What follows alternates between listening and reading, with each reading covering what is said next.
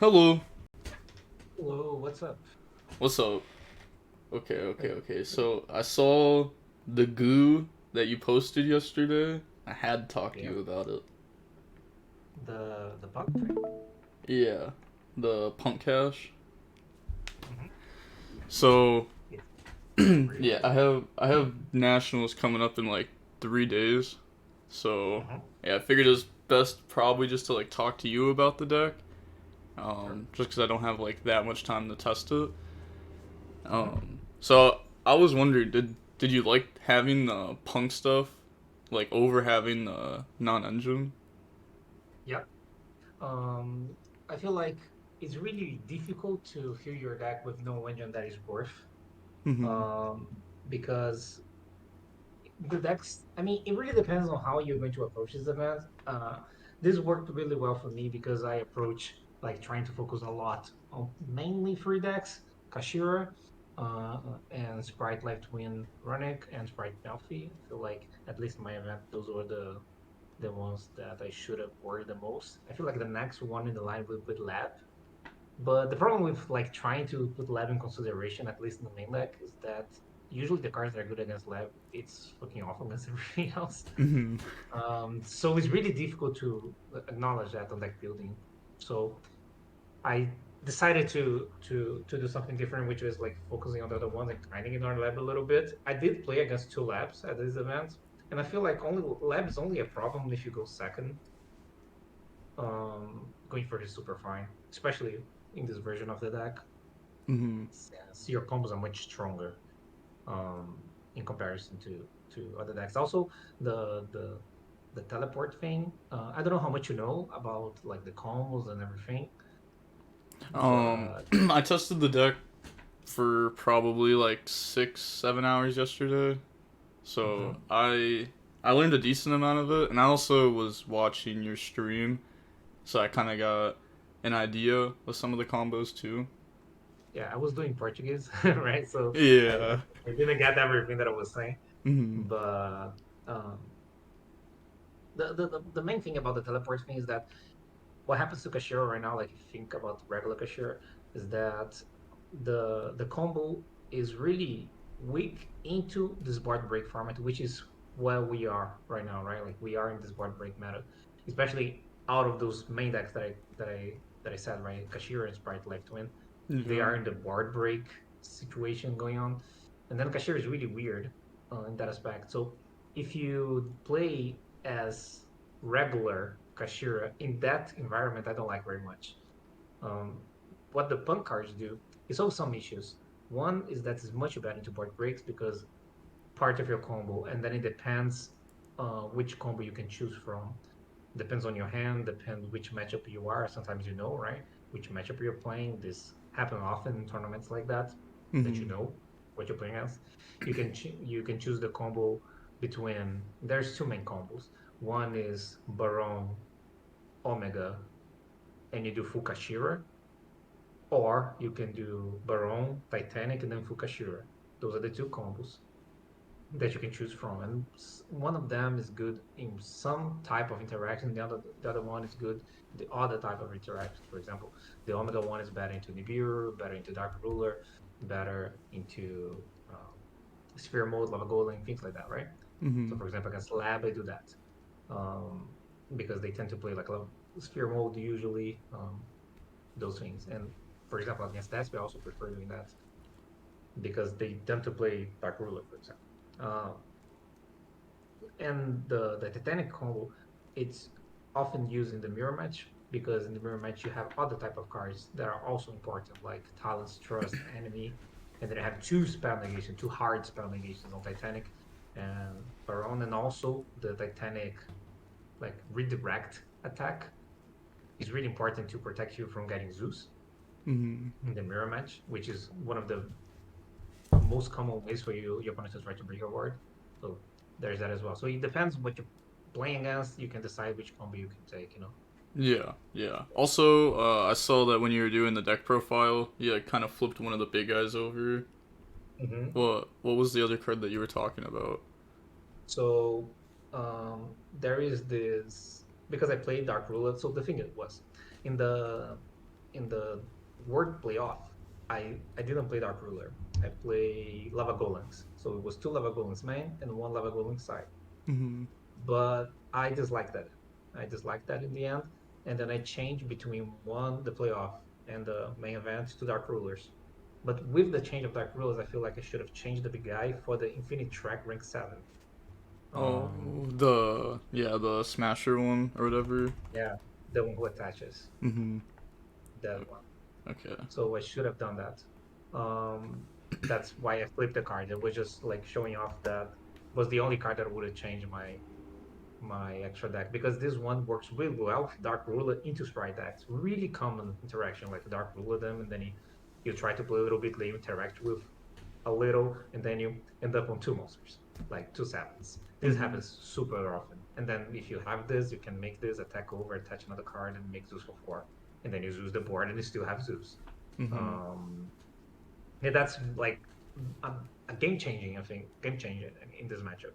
This can happen in other matchups too, but in the sprite matchups with the monster is small, right? Like this is often more often. Yeah. Mm. Yeah. So I did like that, so that's why I changed. I Um. would change moving forward. Mm-hmm. With did you like the econ in the main over like maybe Yeah. like Book of Moon? hmm I feel like an enemy needs to be somewhere in the list because it's one of the best cards in the mirror match. Absolutely insane. I feel like it's the best card in the mirror, by the way. Because it's not only a good way to. I mean, going first is fine. Not the ideal card going first, but it's fine in the mirror match. Like it's really versatile. But going second is not only it works in a weird, interesting way because it's good into a Rise Heart trying to kill your Fenrir you can enemy take. It's good if you go Fenrir effect the Imperm your enemy take it resolve the card. It's good if they Book of Moon your enemy triple the monster, take the monster, now the monster is not face down anymore. There's Yeah. so many things the enemy control does in the mirror match that makes it really, really, really good. And again, I was talking about like focusing on those matches, and I feel like enemy control is also really, really important, especially post side but game one as well. But it's more post side against the Runic deck as well because it's really, really common that they're going to Mannequin Cat. You just put a monster on your board. Um, even if you Ash or Mourner or Shifter, which are cards that I have post side, um, most commons are ever you Shifter to go Mannequin Cat, and then Mannequin Cat summon the Shifter, get blue or Chaos Hunter, depending if they already have Sprite or not Mm-hmm. and they go from there, and now you have a shifter on your board. This enemy controller helps a lot of that because you can enemy control the tribute. At minimum, you force a carrot, and at best, you take away maybe the mannequin cat, put an attack over something, make Zeus, and then you play. Mm-hmm. So I feel like those interactions of enemy control are really uh, interesting, especially because I was focusing on those two decks. Yes, I was giving up on other things, right? Like I was giving up on a little bit of win rate against Despia, or a little bit of win rate against Lab because enemy controller, right? They are not that good in those two. But I think it was worth it, and I wouldn't change if I was to play again. Okay. Also with the main deck, would you ever possibly put it over 40? Because while I was playing yesterday, I did find a few times where I was just having like awkward hands with like Deer Note, Big Bang. Not really. I never liked too much of um, going over 40 cards to try to mitigate bricks. Mm-hmm. Um, to be honest, I don't think this deck has a lot of bricks because you can consider Diarnota a brick, of course. And I lost in top 64 with Diarnota in my hand. But Diarnota is only a brick if you don't draw any punk cards, right? Because if you drew any of the punk cards, Diarnota is not a brick because you need to discard a card anyway if you do punk plays. So Mm-hmm. let's say you open teleport Diarnota, it doesn't matter. You needed to discard something anyway. The play is going to be exact the same. The difference is that the card that you need to use is going to be the one that is worse in your hand, in this case, Diarnota. Mm-hmm. Um, so it's only that if you open exactly Diarnota without any punk cards or plotting to them. Um, I don't think that's too much. And the only other brick is Big Bang because Foxy Tune has a lot of uses if you have a Kashira hand. If you have a heavy Kashira hand plus a Foxy Tune, this Foxy Tune usually turns itself and the worst card in your hand because you need to discard something. into Titanic plus Ogre in hand, which I feel like is a good trade. Like you trade 2 cards for a Titanic board and an Ogre in hand, plus the Kashira combo that you're going to do anyway, since it's a half Kashira hand. So in my eyes, the only real bricks are Big Bang, which it is a brick, but then I mean it's Big Bang Kashira. I don't think you can cut it, especially the way that I play. Hmm. And they are not alone. So it needs to be the alert without punk cards or a way to find them. So Yeah. I wouldn't go over 40. Because also, what I feel like is important, interesting about this deck, you probably already noticed that, but it's a little bit more consistent than regular Kashira because your punk cards, your 4 punk starters, right, teleportants I mean, Hmm. if you hard break, you can try to go for zombie vampire and break. All you need to just find a Kashira. Usually, when you break, you also break with one of the spells of the Kashira spells. Really like to, right? Yeah. Um, so all you need to do is to hit a Kashira monster. And I already did the math. It's 66%, give or take. Okay, 2/3 of the time, Hmm. give or take. If you don't have any monsters in your hand and you have a spell in your hand and you have a punk play, it's usually 2/3 of the time. If you're not playing the mirror match, if you're playing the mirror match, the chances are around 90%. So you can almost count in mirror matches that any punk card is also a starter, Hmm. which makes it like way more consistent than the regular Kashiras, which it is, in my opinion, the biggest problem with Kashira because that's usually how you lose. I can use myself as an example. I top 4 times with Kashira this season, Hmm. 4 events, and all of them ended the same way. It was game free and I bricked, which is crazy. Uh, I didn't like actually lose, but like and this time I was even more prepared, right? Like I had more. I briefed anyway. I had more chance, than the usual cashier play, I would say. So yeah, I wouldn't change that. To be honest, I feel like I wouldn't change a lot of the things that I did in this deck. Like I really liked the approach. I feel there is some things that you might not notice from the profile because it was in Portuguese, right? Hmm. Like the side patterns, I feel like that's really important. The entire Kashira dynamic both sides is also something that I didn't mention in the profile. I mean, it was in Portuguese, so you would understand anyway. But like, um, that's something that maybe is worth to talk about more. Okay. Um. So how do you side deck with the deck going second? So, what I feel like is interesting about the Kashira mirror match, the regular one, is that is a really awkward position. Like in the regular Kashira mirror match, like regular Kashiras against regular Kashira, the dynamic is usually is the person who is choosing post side usually decides to go second. That's I would say the most likely outcome, right now. Hmm.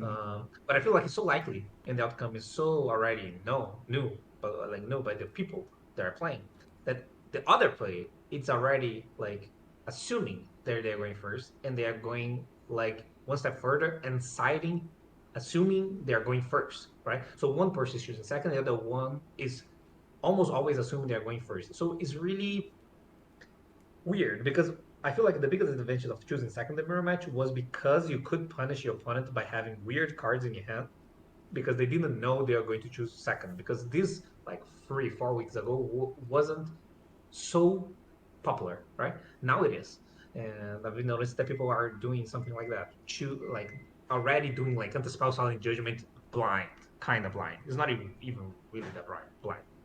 Yeah. So I don't like that dynamic because now you have like a bunch of spells. If your opponents like randomly find or have anti-spell in their hand, you can easily lose by choosing quote unquote the right position, right? In the mirror match.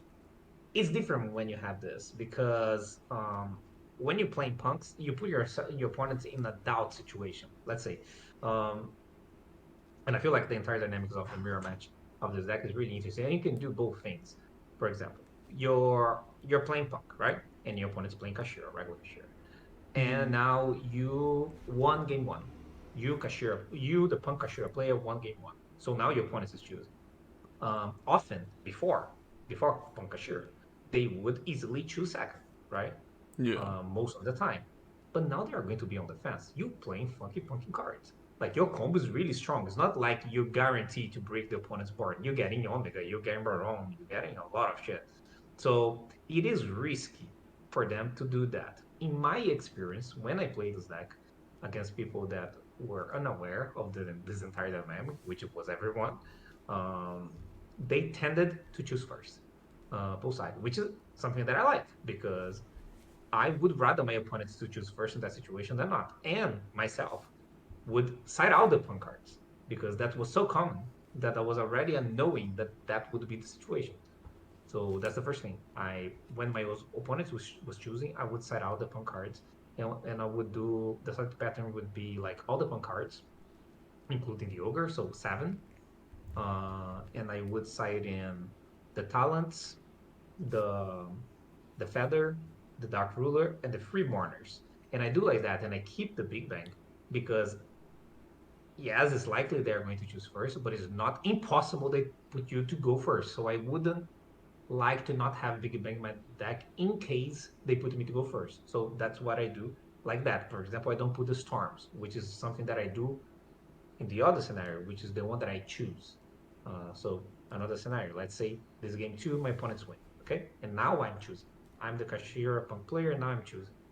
Um, Now my opponent is on doubt again. He doesn't know, right? Like usually he could assume that I was going to choose second if it was a normal Kashira, because that's usually normal Kashira do. And then he would maybe go one step further and put traps in. But can he do that against a Punk Kashira deck? Like a Punk Kashira deck is a deck that maybe has more likelihood to choosing first, right? It's a combo deck more than a Kashira deck. So again, in my experience, they do a half-half board again. They don't know, they are unsure. So they go like books, enemies, ash, perm, talents. They go cards like that. They don't go like either I'll win on one side, like assuming that you are going first, right? So they are going second. They don't go all in on storms and dark rulers and talas and trust or evenings. They don't go that route, like all in on that side. But also they don't go all in on the other side, which is like anti-spell, solence, things like that. They go on somewhere in between. But then I know what I'm doing, right? I'm the one who's choosing, and I do Mm. choose second. So it's much better if you compare this position when I'm choosing Queen second post side because I have the power plays, I have the power spells, but my opponent doesn't have the traps. Okay. And that's a big difference between Mm-hmm. the regular Kashira gameplay that we are having right now in comparison to the regular and the Kashira gameplay that I was having because my opponent wasn't unsure. And to be honest, now this is a little bit more known right now, like because I made a profile, whatever, right? I don't know how much this will have an impact, but like let's say you have some, and you play someone that know about the direction, you can choose first full side if you want. You can Mm-hmm. do it one step further. And okay, Paulo probably said in their profile they are going to choose second, so they go one step and side the traps anyway, even knowing that it's punk, but you can do one. I mean, then you need to evaluate, and this is a mind game, right? But then you can one step further and choose first. Like you have all the punk cards, you have like anti spells, and then you like it's pretty bad for them because they're going to put traps and they're going second. Mm-hmm. Uh, this was something that, for example, it was one of the things that I had on the back of my mind. Let's say I played the worst playoff and I played against a Kashira player on round three, right? And then I did this and it worked, right? Like what I described before. Mm-hmm. I was going second and they thought I was going first. Let's say I go top four and play the same guy again. Then I could change. Yeah. Okay, that's fair. So that's something that I had, and I feel like this deck can do that because the combo is really strong, especially if they are using the wrong cards in the wrong position. Then it's probably enough, especially with anti-spell. Yeah. So let's say game one in the Kashmir, uh, they Mm-hmm. don't see any punk cards. Like you just don't Mm-hmm. draw them. You don't prosperity reveal them. Game two, I'm guessing you would like choose to go first then. Okay, let me think. This is the type of interaction that didn't happen to me really often because I mean I don't want to brag or anything, but it was really likely that people would in my situation, okay, in my event, know that I would play the cards even if I didn't show them, Yeah. right? Mm-hmm. Because of how the event was. It's a small event, both main. I mean, it's not that small, but like the playoff is small, so everyone knew. That's for sure. In the main event, I feel like most people also would know. So that situation doesn't exist, didn't exist for me specifically. So I'm trying to put myself in your shoes. Let me see. So my opponent doesn't know, right? So they are thinking I'm playing regular cashier. That's what you're saying, right? Yeah. Mm. Who is choosing? I'm choosing. Yeah. Like I lost game one. All they saw was like unicorn Fenrir's and stuff. Um, Mhm.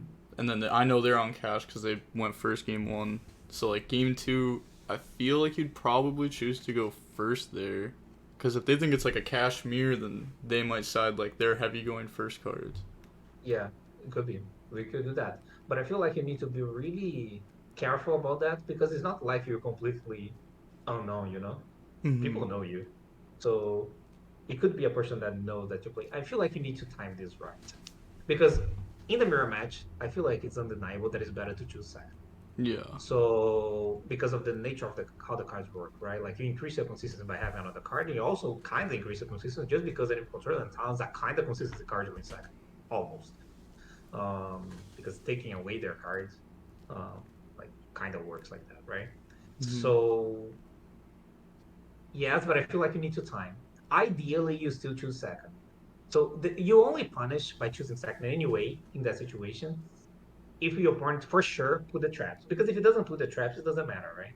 So it needs Yeah. to be a situation where they play you, they don't know about punks, and they do put the traps and they draw them. And then you get punished. That's the only situation. I would be on the fence by choosing first anyway. Because I feel like uh, I would like to choose first if I was almost sure that they were going to put the traps. I don't know if that's a for sure case because it's you, you know? Hmm. Maybe people know that you're playing that. I don't know. I feel like you need to time that. To be honest, this is the type of deck that I don't think you need to have like a set plan, like I will do X if Y happens. I feel like you need to be more malleable. This is the word. Like you need to be more flexible. Flexible. You need to be more flexible on your decisions based on variables that you can sometimes infer, like when you're playing with the person and what we saw game one, like which decks he play, like those type of things. Because sometimes you see their main deck and they see it's a really tacked deck that is kind of forced to go second, you know? Hmm. Like sometimes they play a lot of spells. Some cashiers are like that. They don't even play like Ash or Imperm. They go like full enemy controllers main, Dark Ruler main. Some people even choose it second. Um, so I think I still would choose second, but I would keep the option open to choose first. That's what I would say.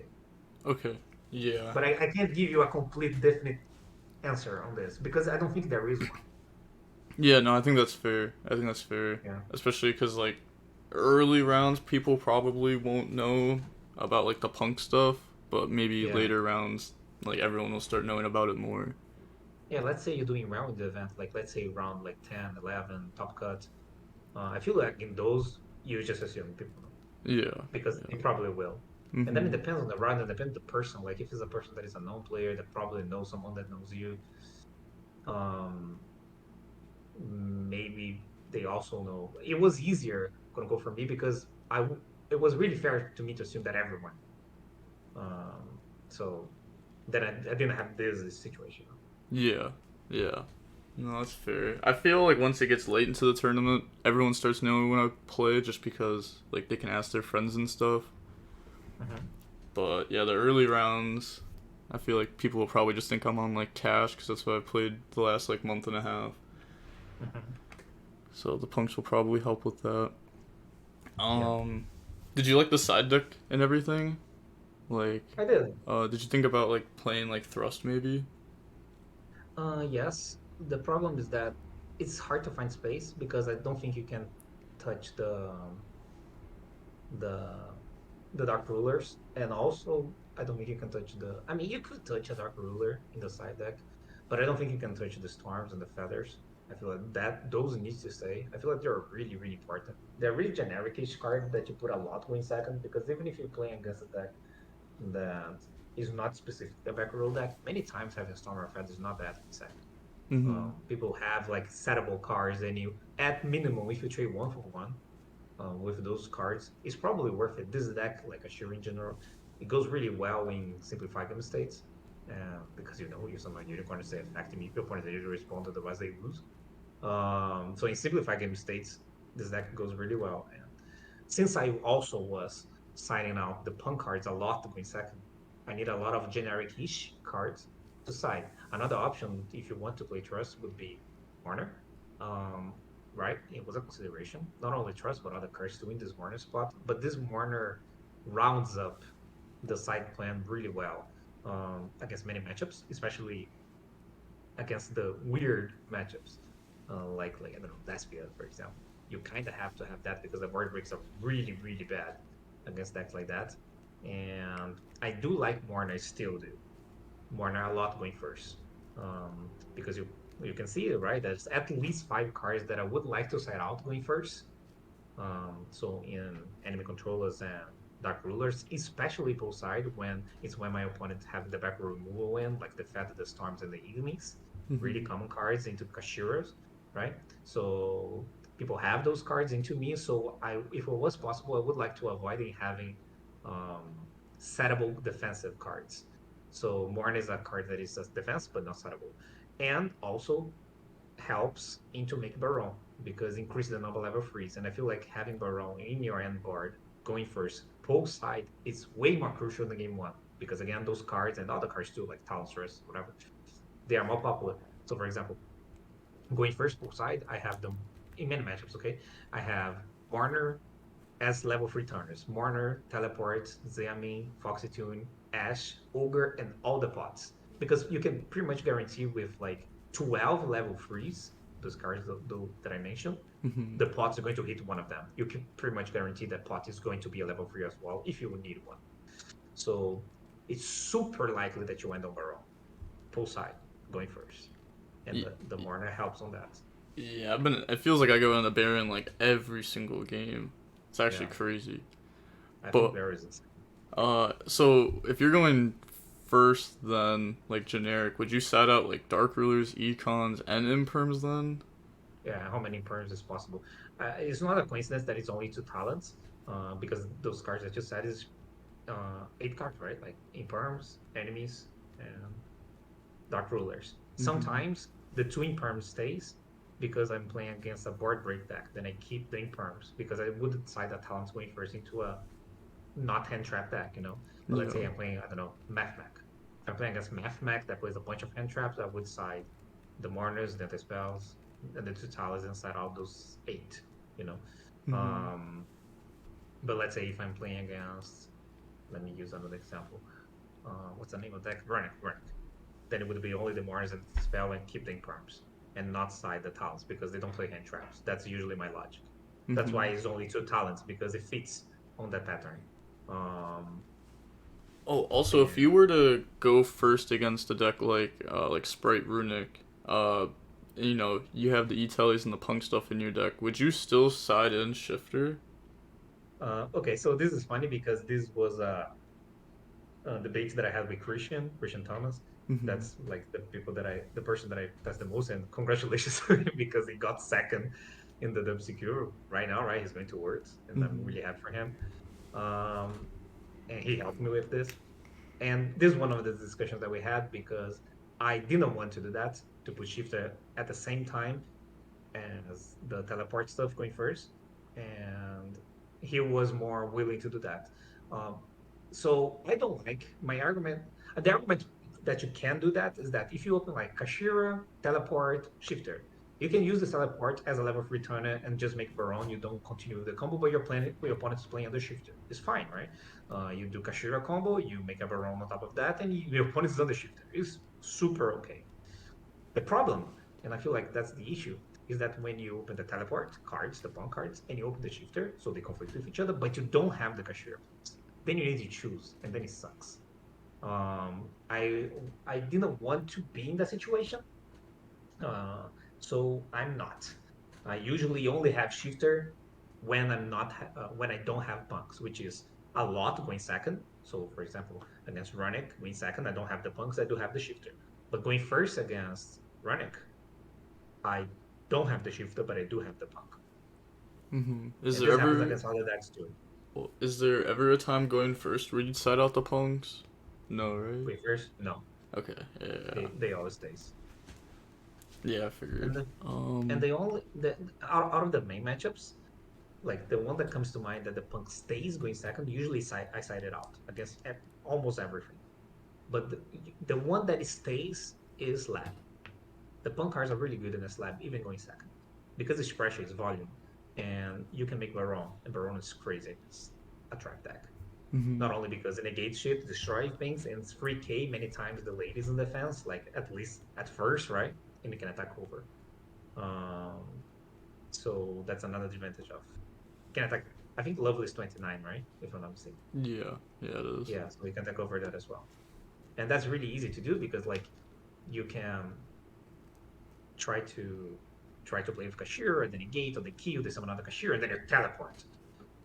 And this teleport is really strong because it's not only a level 3 turner, right? You can start to play a little bit with Punk. Another thing that you can do in second with Punk is that you can try. Sometimes you kill your opponents because you can go for Zombie Vampire just for volume. And Zombie Vampire is 3k monster. Mm-hmm. And they usually reborn something, which also can attack.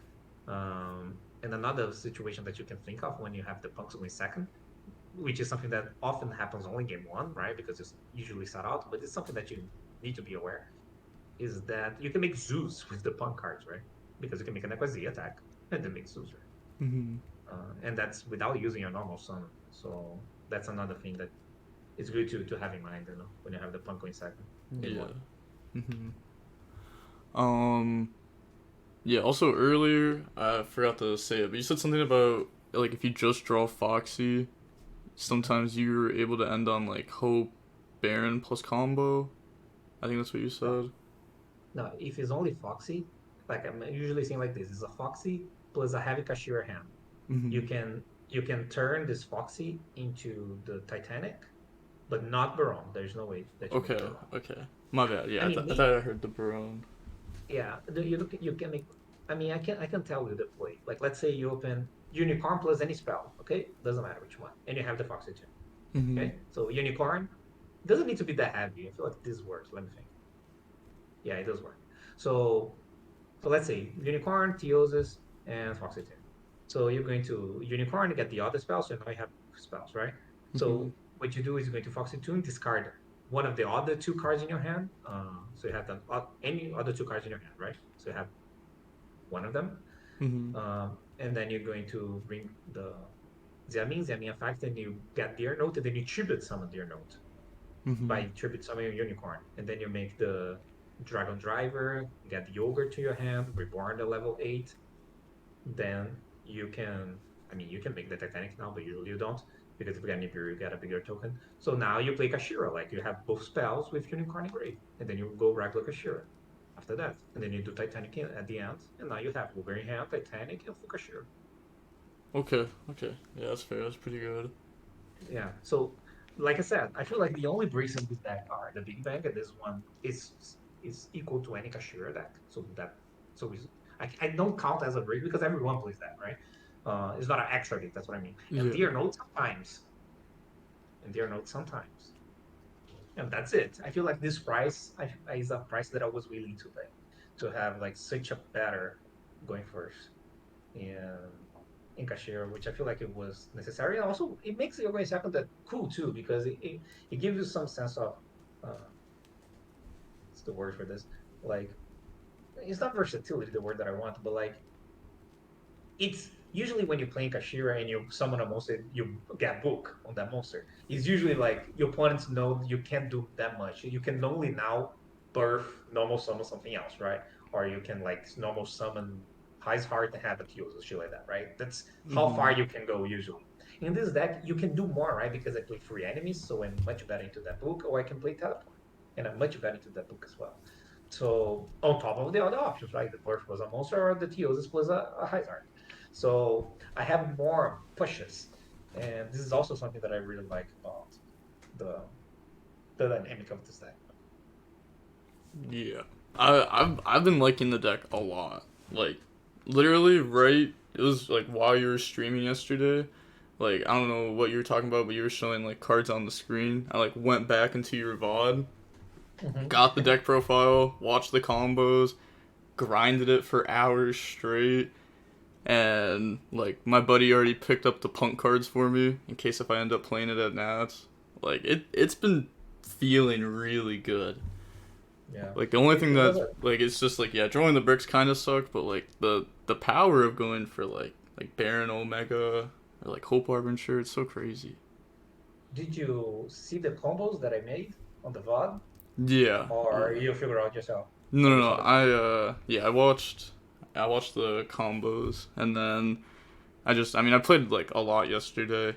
Like Hmm. I can bring it up. I actually don't even know how much I played exactly on rated.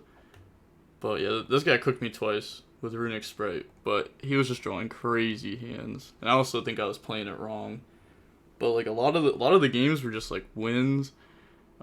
Like it was feeling good. Going first, like you said, like beating the talents or book, like especially when it's like not a Kashmir and it's more of like a rogue deck. I feel like if you have the out to their one out, you kind of just win. Hmm. It feels good. And Uh, sometimes you have both spells negates, and then it's crazy. Like uh, you're super protected.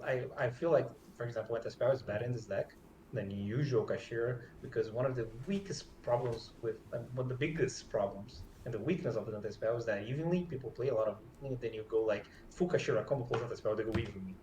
Like it sucks so much. In this one, no, you always have your own, and then it sucks for them because it all not only protects you from the evening, but also protects you from Cyclone, which is another card that people are willing to play right now to play around Anti-Spell, which is a card that increased in popularity because of the spells. But in here it's different because I have so many Barons in this deck because I have the teleport and I sidebar Mordas and I already have the assets. There is the pots and even Ogre. So I have this combination so often in my tournament. I did a tournament pre-part yesterday as well. I feel like I won almost every single game that I went first, besides the few ones that I break, which is still Kashira, it's still brick, but this brick less because this has more engine, hmm right? Yeah. Um, No, I feel my first game with the deck I actually bricked, and I was like, yeah, nah, that's not real. Cause I drew like double rise and nothing else. But I do like how the deck bricks less, cause oh my god, it felt like two or three times a tournament you were just like getting handed bricks that you couldn't do anything about. yeah, it's really annoying that in Kashira, and that's why I was trying to solve. I held this deck for a while, like I had this idea, because I don't know if you saw that, but I've been playing Kashira for a long time, and I play hand trap Kashira for the most of that, right? Mm-hmm. And I play more than Ash and even Ogres at the later one, like the super heavy format. So I have a bunch of clever returners that I really like doing Baron. Like I always notice that I like to summon hand trap and make Baron and do Kashira play. So because of that like situation, I went go and said, okay, I want to see. I mean, there is any good level of returners in the game, and then I went on the B and put level of returners and search everything, and then I Mm-hmm. saw the Zami. I was like, interesting. So I had that on the back of my mind. I didn't work on it, and then there was the balance. And then the first thing that I noticed when I played post balance with the Kashira, it was that when you open a bunch of Kashira monsters, it's worse because extra Kashira monster doesn't do anything extra in your combo. At least in like a regular Kashira right now, they just stay in your hand randomly. You can't. It's not like before when every extra Kashira card in your hand meant less zones for your opponent. That's pretty much the math, right? That we had before. If you had like only unicorn, you lock X zones. If you have a unicorn plus any other Kashira, it's free zones. If you have a unicorn plus two Kashiras, it's all the zones, right? So Mm-hmm. every Kashira that you add makes your combo stronger, right? It's not right there now. Like you can open like four Kashira monsters and then they don't extend into much anything much better, right? You can try to play shit like um, the F-Zero and you know things like that, but I don't like that very much. You usually need to give up on Shangri-La to do that, so I don't think it's worth it. Um, so one of the things that this punk card deck also makes it better is that if you open a bunch of Kashir, but you also open a teleport, you kind of turn this extra Kashir in your hand into another interaction because a teleport, because of the discard, meant two interactions, right? When you teleport, this teleport and the discard itself became the Baron and the Omega. So that Kashira card, let's say, become the Omega, the Mm-hmm. Omega. So that's really good because now instead of having a card for the future, I don't. Uh, And another thing I don't know if I mentioned is that I do play for follow up a lot in this deck. I don't know if Yeah. I said it before, but I use the trap for add and not special like 95% of the time. Yeah. No, I Really, do the exact same thing. Like yeah, this card adding back is like normally what it does. Is because like my buddy told me a while ago. He was like Kashtira is not like a big interruption end board deck. It's more of just like a follow up deck. But I mean I guess in this build it may be a little bit of both. yeah. You do both, and I feel like that's the beauty of this version because you do both.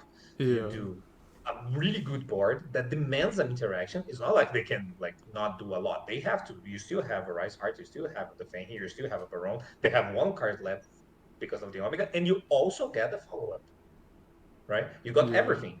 I didn't need to choose. I did both. And that's what I feel like is really good in this one because you usually need to choose between like having a Rise Heart for free or Unicorn in your hand, right? Then here, and my opponent has one less card, and all it took was a teleport, Yeah. Mhm. so it's definitely worth it.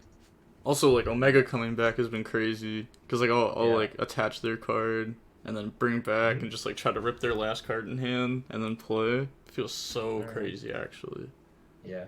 And you can attach the Omega as well. Like sometimes, oh yeah, this is a really important thing. You probably already noticed that's because you played a lot with the deck, but the pots of this deck are not that easy to use. Yeah. Um, because you need to decide. That's a lot of things that you need to think about. Pot is a really skillful card in this deck because when you have pot, you need to think first, what's the other cards in your hand, right? Other four. And then Mhm. because of the other cards in your hand, you need to think, okay, what do I want with this pot? And sometimes it's like you have the intention to find a punk play, right? But you need to think which punk play you're going to do before you use the pot. Because many times you need to banish one half of the punk comp. Because let's say you already decided you look at your hand and say, okay, I'm going to do the Omega Baron combo if I find the punk card. So you need to banish the other cards, otherwise you can't go for six. So you need to, before using the pot, already decide what you're doing with the punk play. So you need to do everything before, and also you need to also consider what would happen if this pot got ash. Because sometimes you think like that, okay, if I get a, or if you miss the pot on the punk. So those things that you need to consider. If you pot and miss, or if you pot doesn't resolve. Um, and sometimes you already have the punk and then you don't have the Kashira. So you pot it for Kashira. So you can't go like right away and banish the Vampire Zombie because you need to consider that you either miss the pot, which is less likely, but pot getting ash, and then you need to try to find your Kashira through the punk. So sometimes you need to banish like the big guy, sometimes you need to banish a Shangri-La, just because to make all those situations work is really interesting. The pot in this deck is really cool because you Yeah. need to think a lot on what to banish based on what can do. Yeah, I didn't have the E-Telly or the Xiamen with no cash one come up yet with the zombie vampire. But yeah, Hmm. that's actually like really good to know. Like, thank you for Yeah. that. Cause like I wasn't even thinking about that at all. Cause I've pretty much been banishing this like almost every time off pros. Just cause I feel Hmm. like maybe that's wrong, but I feel like I am normally only going for this card when I like don't have cash engine. Yeah. And you're right. You're going to banish this one vampire most of the plots. That's true. But in some hands, like I don't know, a spell, teleport, two hand traps, and pot, right? This hand. Mm-hmm. You want to pot for uh, Kashir. But what if you get Ash or your pot miss? Now you want to this teleport to be zombie vampire, so you need to have that in consideration. So sometimes you banish the Titanic instead. And then you also need to consider if your hand is going to be a unicorn spell teleport hand or unicorn teleport no spell hand. Because then it's different, because then you can banish the Titanic and then you can banish the Omega, because there is no Omega plays when you don't have a unicorn spell. Mm-hmm. Usually it's Titanic plays. So you also need to take that in consideration. Another thing to take in consideration that the Omega is a card that you can take back, right? So Yeah. sometimes you can banish the Omega with the intention to attach it, and then it goes to grave, and then you use the effect, and then you put it back. So you have the Omega again. Um, Also, it happens sometimes that you can put it back the Rise Heart with the Omega, Mm-hmm. so you have another Rise Heart. Um, so yeah, I feel like I feel like the only cards that you don't never banish are probably Dark Armed, the second Shangri-La, the second Zeus, and the Rise Heart. and I feel like everything else is fair game. And and sometimes we're wrong too, but everything else is fair game. That should vanish. Yeah, that's fair. Prosperity was really. I'm not gonna lie. It's still a little bit tough, but at the beginning it Mhm. was really rough. Yeah, it was for me too. It took me a while to like kind of to understand. If What helped me a lot doing that was I had the cards on me, right? Like physical cards. I mean, you can do that online as well, but it helped me to do that on physical cards. And I put pot in every hand. I open four cards and like pot, and start to like figure out like, okay, if I miss, if I get ash, if I don't, if I hit, and then I start to like trying to find the six that wouldn't hurt me so much, you know. And then I got better at that. Yeah, I'll probably sit there and do that like Thursday or something. Yeah, I think it helps. Um, I guess I don't really have like that much more to ask. Oh, the Rise Heart. Did you like the Rise Heart at 2 in this? For sure. I tried that one because I wanted to play a free off. Like you see that Dark Ruler, I wanted to play like free offs of that, right? And then Mm-hmm. I tried one Heist Hard to make that happen. It's not possible. I feel like that's really important. I will be honest. I don't understand all the hate on Heist Hard that exists in the community. I don't get it. Mm-hmm. I don't. I feel like Heist Hard increases your consistency. It's not a brick. Um, it will combine with other Yu-Gi-Oh cards. Like there are your combos are not only one card combos. You can have some two card combos in your deck, and it does two card combos with some cards that uses in the birth. Mm-hmm. So I don't think it's bad. And I feel like not only that, but I do believe that you do search the second heart fairly often. I miss it. I tried one for a while because I mean a lot of people were doing that and I was like, okay, maybe I try, right? So I did and I missed it a fuck ton of time. So I gave up.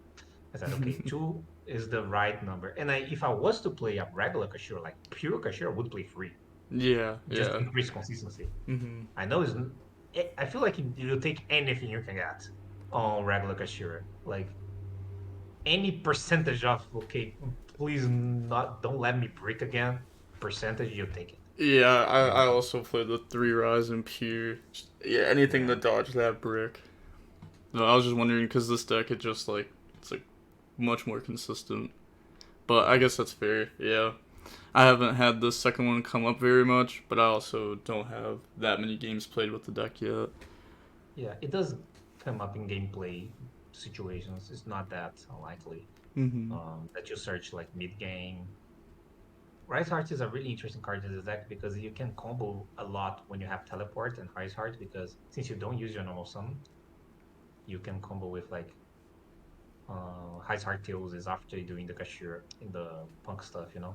Yeah. That's another thing that you can do. Mm-hmm. Um, that's why one of the reasons that I also disliked having the lava glowing because normal summoning the highest heart is not that bad. Is useful. It is a mechanic, right? Like normal summon. So when you lava golem, you lose an entire mechanic, and like it matters. So I felt that when I was playing at least in the event that the word playoff. That's why I changed. Yeah. So you would like for sure main deck the Dark Ruler then?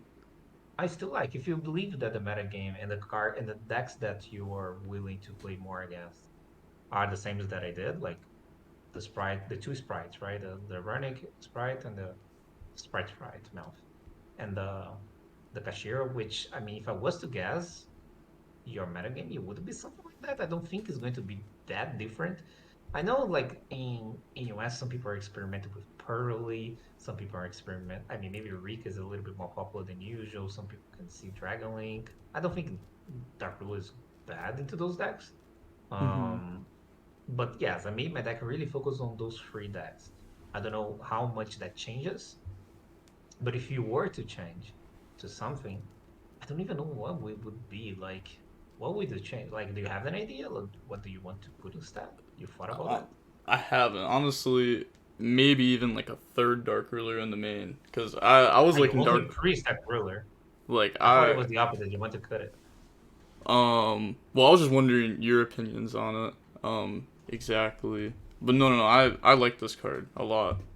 I played in the remote YCS. I ended up losing the last two rounds and bubbled, but the Dark Ruler was fairly strong for me the entire day. I was just wondering because like you said that you put it in like right before the other tournament, so I was just wondering if you were thinking about maybe changing that out. I mean, I don't, okay. I mean, now that you said that, like, it's possible. I did like the entire plan of this deck, and if I was to make a change of a card, then that would change the entire game plan, and I don't think I would like to do that. Mhm. But maybe what you could do is maybe play three Dark Rulers and two enemies, and just swap them from between main and side, Mhm. and play. That's a possibility. It will make your going first game one a little bit worse because sometimes you will have a Dark Ruler that you can't use instead of an enemy that you can. Mhm. But that's it. I think that's it. Yeah. And I feel like my second mirror match is going to be a little bit worse too because I would rather have an enemy than a Dark Ruler, right? Yeah. I also But feel that's like it. in like the NAWCQ, I think Dragon Link will probably end up being like the third most popular deck over kind of like how you were saying like the Sprite Melfi. I feel like instead of Sprite Melfi over here it's Dragon. Okay, if you believe that that's a thing, then maybe Dark Ruler is better because it's better than that in Mhm. that matchup. That's for sure. Um, if you feel like that's something that could happen, it could be a change. And then also that would make the Infinite track better, right? Because you can easily make a Zeus against that's like those Mhm. Yeah, that that's you Dark Rule true. and then you go Zeus. It's a possibility, but I wouldn't change the structure of the deck. That I Yeah. still like. That I still like. I noticed that you have Dentist instead of the School Knight. Why you change that? Oh yeah, yeah, yeah, yeah, yeah. I'm a huge Entis fan. Like really, really Mm-hmm. big Entis fan. This card helps like beat Talons sometimes too, because you can like Mm-hmm. Arise, banish itself, and then Entis pop whatever they take. Um, I don't know. I feel like the Skull Knight just wasn't that good for me. Like the popping I back row, I don't know. I didn't like it very much. No, that one doesn't pop back row. It pop monsters. Oh, you had the other one in the deck? Oh, my Yeah. bad. I don't know. I feel like I still like Entis more. Is there a reason why you played the other one? I feel like it was close. To be honest, I was on the fence between the Dentist and the School Knight, and I decided for School Knight. Um, especially on, I mean, there's pros and cons in both scenarios. I feel like Dentist sometimes works when you get talents. Not always, because I mean, the card is banished, right? I mean, you need to banish itself and then get something else, and then you kill that, right? That's what you're saying. So you Yeah. need to get four at least materials, right? Mhm. Um, so there's that. Um, and it helps against Kurikara, that's for sure. Against Kurikara is cool. And against Dark Rulers is also cool because you can turn your monster into a Trident, right? That's pretty much what happens. Mhm. Um, but the other one I feel like is good in the mirror match, the School Knight, because it's really hard for them to kill your board. And then, I mean, it's not that hard. I said it wrong. It is not that hard for them to kill your board because they have a lot of board breaks. But what is really hard is that they're going to do that and kill you. I feel like that's almost impossible. What Mhm. ended up happening in the mirror match is that we will end on killing your board, but they will have not a lot of interactions on their board after killing yours because they need to commit plays and cards and like things like that just to kill your cards. For example, one of the most common things is that they Zeus you. And now after Zeus, what they can do? I mean, they have a naked Zeus on board. Now they need what? Birth, summon something, and then try to play after that. It's not that easy. And Mhm. even if they do that, you have this cool knight to just like kill their Rise Heart or kill a thing here or whatever they have on board, and you play it for follow up. So it works more or less like that, right? Um, I feel like also better into Runic because if you had the School Knight in the Flashing Fire, it dies and stays engraved. Zenities, nothing happens, Yeah. right? Mhm. So there's pros and cons between both, right? Yeah. Um, I feel like Entis, it's I would say is the stronger choice when it works, but the other one, the School Knight, is more consistent. It kind of works every time. It only not works when you die. right? Yeah. Uh, because like if you get a turn, you kill something. NT sometimes make you not die. I feel like the biggest NT's selling point for me is Kurikara. That's the biggest selling point. And that's why I consider, because if you get Kurikara and you have an NT's, you kill the Kurikara. And that's it, right? Hmm. And that's pretty good because what happens sometimes, sometimes they Kurikara you like for a fuck ton of cards. Like they Kurikara you, for example, the Arise Heart, the Shangri-La, and sometimes the Baron as well, Hmm. because they use the Baron and they get something. You already use the Shangri-La, and then of course the card triggers and you use Kurikara and then kill all three, attack over thing here, and reborn your Baron. Sometimes you lose when that happens. Um, so Antis would really help on that situation. I feel like that's the biggest selling point. So pretty much why I decided to play that was I didn't think the Kurikara was going to be that popular, because if I thought it was, I would play Antis. That's pretty much the main argument, you know? Hmm. Okay. Yeah, I think that's kind of fair. Yeah, the Skull Warrior is probably slightly better than Entus. Yeah, I feel like, I Yeah. mean, keep testing. You still have time. Yeah, yeah, Like, yeah, yeah, yeah. keep testing both and compare. But I would play only one target Oh yeah, for sure. There's not enough for room for Papa. anything else in this deck. And I Yeah, guess like because you need to. Omega's kind of like the like kinda the second one It's, sometimes. yeah, it works like that. Um yeah, I guess that's really all. I appreciate you a lot for this. Okay, then. Hope you like it. Hope you do well. Let me know how it goes. I'm curious. I'll let you know. This Uh, this video is probably gonna get uploaded like Monday, like right after mhm. Nats. So, Okay. I guess we'll Okay. find out. It'll be nice to know. Imagine like I get the invite to Worlds and then this video comes out. Oh I God, mean, that would yes. be pretty cool. The dream. Yeah, yeah. But do you wanna maybe like shout out like some of your socials or something? Yeah, yeah. Like, follow me on my socials, right? PRJ YuGiOh on YouTube and Twitch and everything else, like Twitter, Facebook. I do coach on MetaFind, like this one that just happened. So if you guys are interested in, this type of conversation and like advice and everything like that, I'm willing. Just enter on my MetaFi page. It's Paulo PRJ. It's really easy to find.